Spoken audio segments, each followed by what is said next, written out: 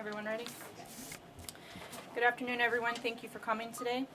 Today we're going to be discussing the officer-involved shooting that occurred on Sunday, May 15th, around 11:04 p.m. in the area of Blackhawk and Evans. You're going to have two speakers today, Chief of Police Metz and Major Crimes Unit Sergeant Matthew Files. If you would hold your questions until the end. Chief. Good afternoon. Again, I'm Nick Metz. I'm the Chief of Police for the Aurora Police Department. And as I start off most press conferences, please keep in mind that the information that we are going to share with you today is still under investigation. It's still a dynamic investigation. So things are always subject to change. And in the event that any information we provide you today is an error, we'll definitely make sure we get back to you on that. So I'm just going to highlight a little bit about what occurred on Sunday night at 11:04 p.m. and then I'm going to ask Sergeant Matt Files to come up and kind of go into more details with you. So again, on Sunday, May 15th, 2016 at about 11:04 p.m., officers were in the area of South Blackhawk and East Evans Avenue. Just coincidental to that, about an hour before, we had a reported homicide just on Mississippi near the Burlington Coat Factory, and the officers were aware of that homicide. The officers spotted a vehicle traveling. They stopped the vehicle for a defective taillight. They found that the car was occupied by 4 people. When the officers approached the car, they smelled marijuana. You'll hear that as the officers were attempting to ID the occupants of the vehicle and attempting to take some of the suspects or subjects out of the vehicle, one of the subjects took off running. You will hear that one of the officers immediately gave chase, and while giving chase, while behind him, actually saw the subject produce a handgun. You'll also hear that when they got into a nearby parking lot, that the subject stumbled and fell, and when he came up pointing the gun at the officer. The officer at this time was still giving numerous commands. You'll hear that the subject turned to run, and then at one point again turned towards the officer, again pointing the weapon at the officer. You'll hear at that point that the officer fired one shot, striking the subject. You'll hear that the subject was then taken into custody and was transported to the hospital with life-threatening injuries. You'll hear also that the gun at this point anyway has not been reported stolen, but that the subject with the gun was not in legal possession of a firearm. And as I said earlier, the investigation continues, and I'm going to allow Sergeant Matt Files to fill in some of those details. Sergeant. As the chief indicated, the original call was a self-initiated call by these two officers. They were working 2-man in an unmarked police cruiser that was equipped with lights and siren. They were what we call a 600 car, which allowed them to do directed targeting in areas that have high crime or higher crime. And these officers were targeting the Motel Row over there off of East Island Avenue, South Blackhawk, at the time of this incident. So these officers observed a vehicle in the area. As the chief had indicated, the vehicle had a defective taillight, which gave them probable cause to initiate a stop on that vehicle. The officers immediately recognized the vehicle was occupied multiple times, and a third officer in the area, knowing what they were out doing with the direct enforcement, that officer came over to provide additional cover. When the 3 officers were making contact, they did note the odor of burnt marijuana coming from the vehicle. Again, this area is known to be a high crime area. Individuals that are often armed, drug activity, things of that nature. And so the officers began to investigate the call. They were removing occupants, conducting pat-downs, making contact. Prior to doing that, they had cleared the parties. When they did so, they came back with records that included armed, violent, drug abuse, and gang affiliation. These were things that the officers gleaned from those clearances prior to removing the occupants from the vehicle. They had not removed all the occupants from the vehicle when one of the parties still seated in the vehicle began to flee on foot. That party, as he ran, was chased, pursued by one of the officers, one of the three. During that pursuit, foot pursuit, this subject produced a handgun that was clearly visible to the pursuing officer. That officer had initially given commands, police stop. The party disregarded those commands, would not submit to the authority, and continued to run. When he saw the gun, the officer immediately began giving orders to drop the weapon, drop the gun, advising other officers by yelling those commands that the party was armed. At that point, one of the other two officers began to give chase as well, knowing that the officer that was pursuing the suspect was pursuing an armed party. As the foot chase continued, the subject did fall to the ground. Whether he was tripped on landscaping or just tripped on his own feet, he did fall to the ground and rolled in a position that brought him face to face with the pursuing officer.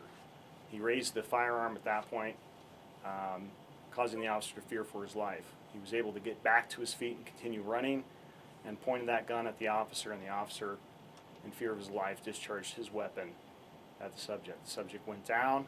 They immediately were able to place him into custody, secure the firearm, was on scene. A real firearm, it was loaded. They rendered aid that they could at the time until fire arrived and that party was transported. The party has sustained a significant injury, life-threatening, and remains hospitalized. The party that fled, has an extensive criminal history. With us, it includes 26 prior arrests. Some of those crimes, or many of them, are crimes of violence that include robbery, weapons offenses, aggravated assault. That party will be facing charges. Those charges are still under investigation and will be brought when appropriate. Any questions? Was there any connection to the stabbings at the Burlington parking lot?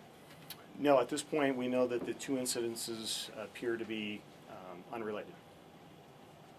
Is the condition of the suspect in this case known at this time? You said life-threatening originally. Correct, it's life-threatening. Still remains life-threatening? Yes, sir. Critical condition or? Yes, sir. Where was he shot? He was shot in the pelvic region. Was I he, don't know if this is a you question or the chief question, but when are officers trained to fire back? Is it when somebody shows a gun or when somebody points a gun? I'll let the chief handle that. I'm sorry, can you repeat the question for me? When are officers, when they're trained, when are they trained to fire back? Is it when they feel their lives are threatened, or when somebody shows a gun, or when somebody points a gun? Well, obviously, there's a number of different situations that can occur that would cause an officer to believe that his or her life and safety are in danger, or the safety of others. You know, officers have to assess the threat. They have to assess what resources they have available to resolve that threat as peacefully as possible, and then they have to make that decision. So obviously there are court rules that, Supreme Court rules and constitutional rules as to the use of deadly force. And again, those officers have to take all those things into consideration before making that split-second decision. Chief, could you comment maybe to sort of put these in perspective? I mean, there's been 4 now, like, kind of pretty quick. I mean, just, last week you were saying, hey, if somebody points a gun at an officer. Absolutely. Can you give us maybe some statistics in terms of how many officer-involved shootings did you guys have last year? How does this year compare to last year? So I know that Crystal has those numbers for you, so I don't have them right in front of me.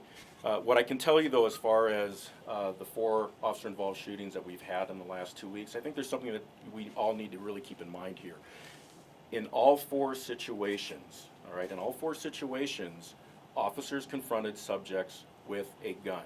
In one situation, it was a replica gun. In all 4 situations, the individuals chose to point and threaten the officers with those guns. In all 4 situations, the individuals failed to follow the officer's directive to either drop the gun, stop their actions, or whatever it was that, depending on the 4 different situations.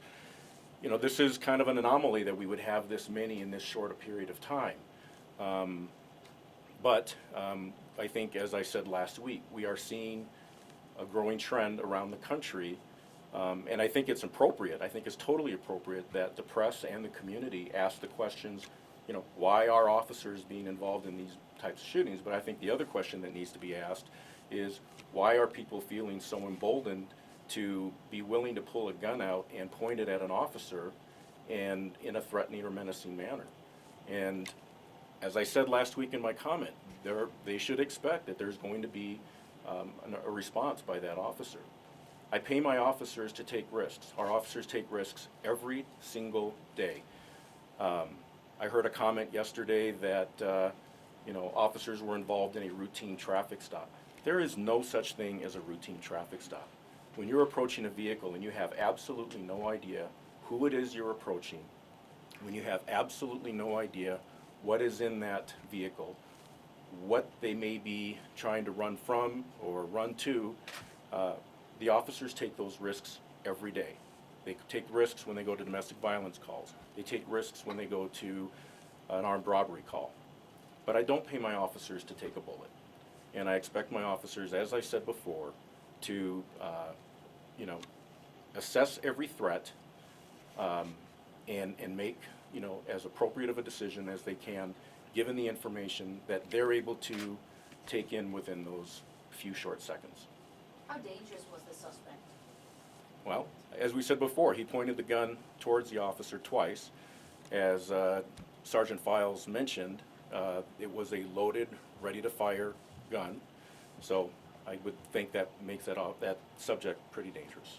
Chief, if there are any rules for if you're pulling somebody over for, a busted taillight or something like that, and the passenger gets out and runs away, are there any rules of pursuing that suspect or anything like that, or is it if they're running, then you can go after them? Yeah, I mean, our officers, again, as I said before, they're expected to take risks and they're expected to enforce the law. And what those officers don't know at that moment is, why is that person running?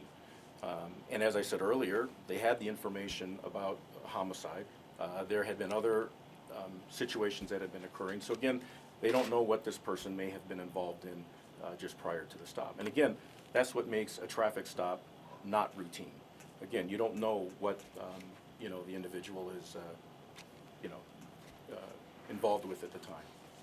Chief, do you have any sense, even maybe anecdotally, why is it, do you think, that there is this growing trend of people, as you use your words, feeling emboldened to pull out a gun and point it at police? I really don't know. Maybe you guys can help me find that answer. I really don't know. But we are seeing across the country an increase in violent criminal behavior. And just even in these last 2 weeks, when you look at what has happened, not only just in Aurora, but within the Denver-Aurora metro area, and the things that you guys have been covering over the last several days.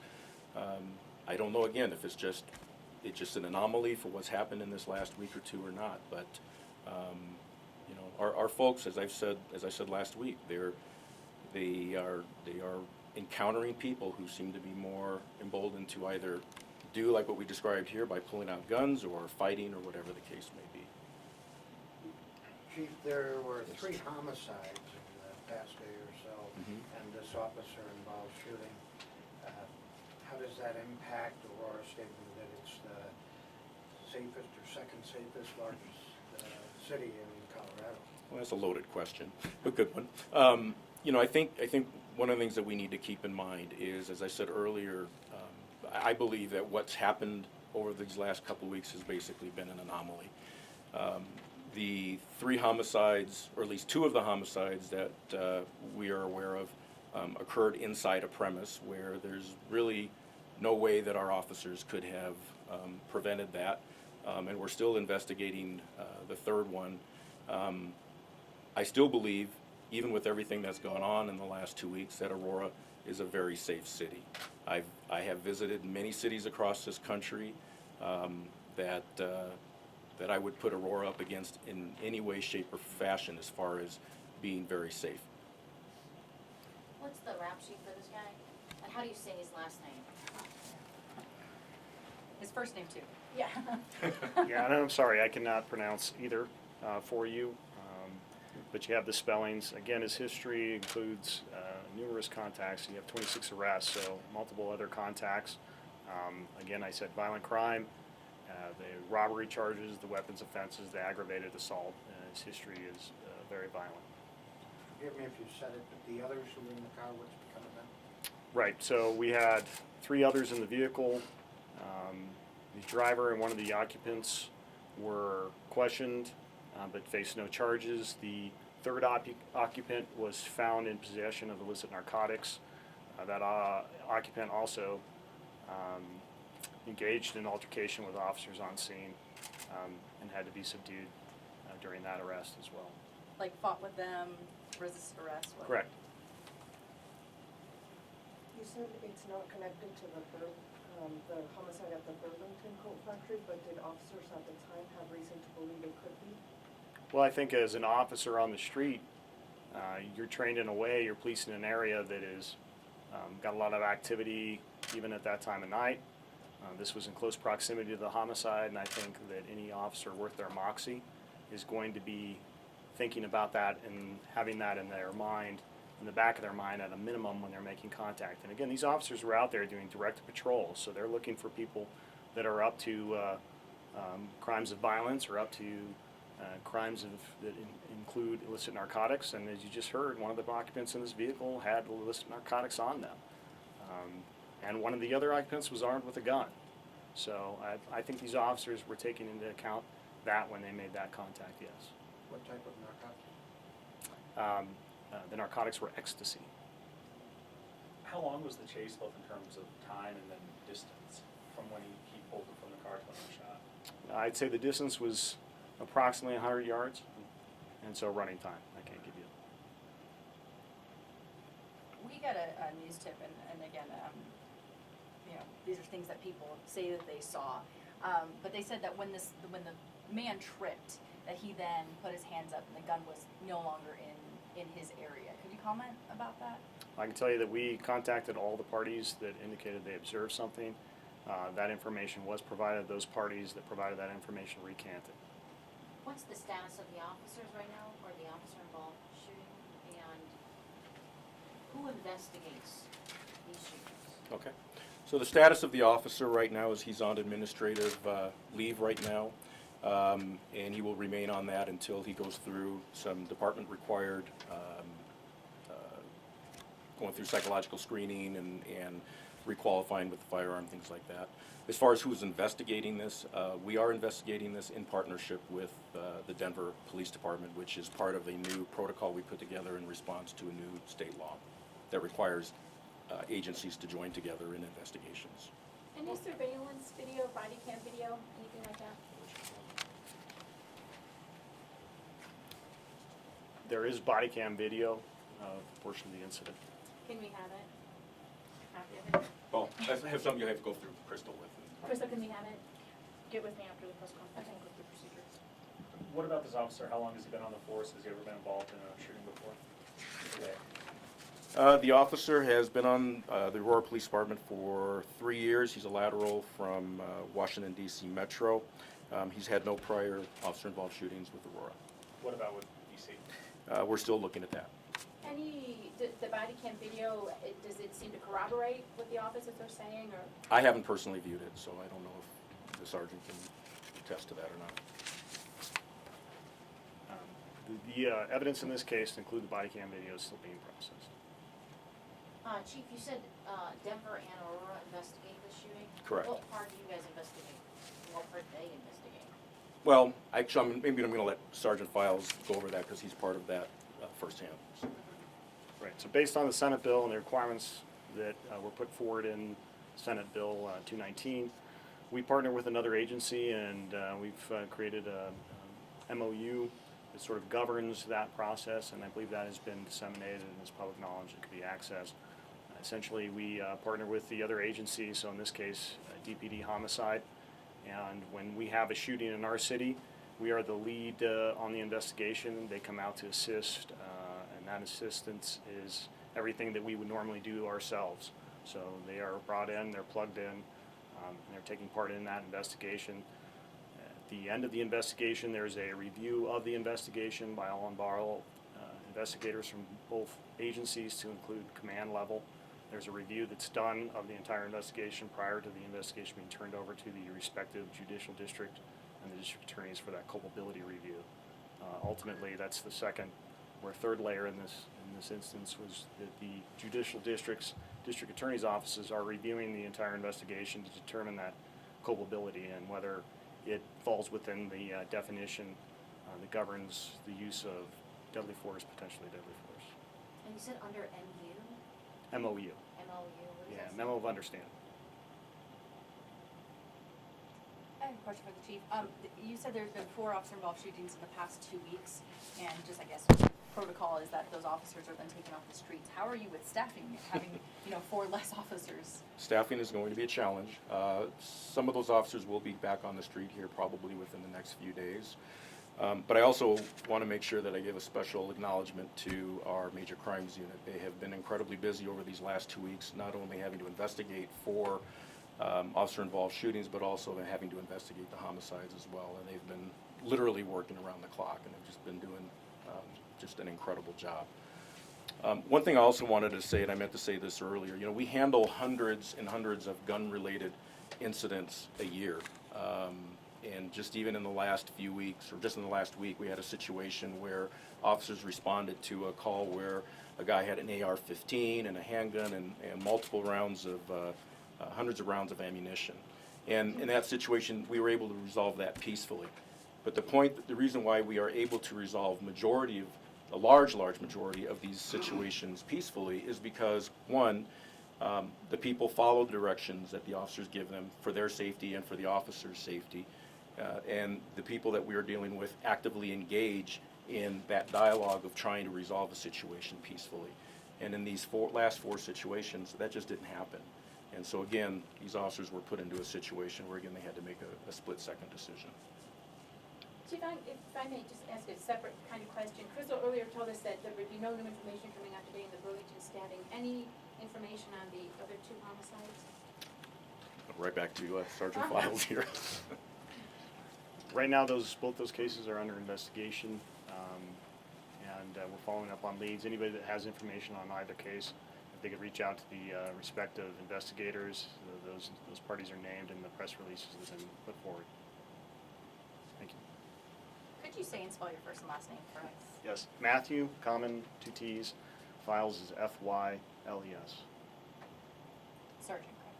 Yes. Thank you.